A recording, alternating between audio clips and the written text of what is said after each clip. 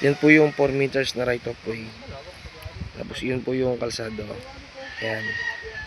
Yan po yung kalsado natin.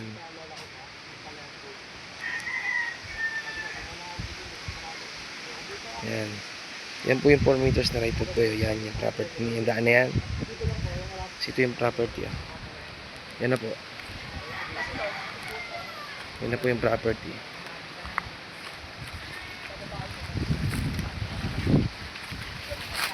(1,500 square meter).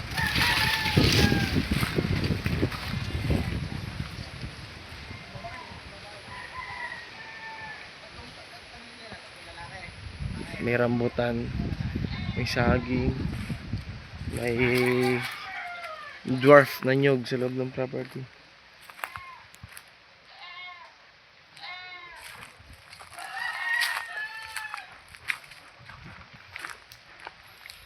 Tsaka parang hindi ko alam kung anong ito pala, tawag dito sa bunga na to, lokban. Ayan o, lokban.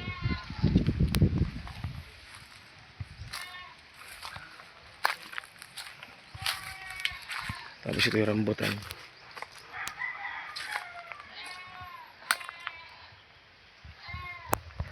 Nyog.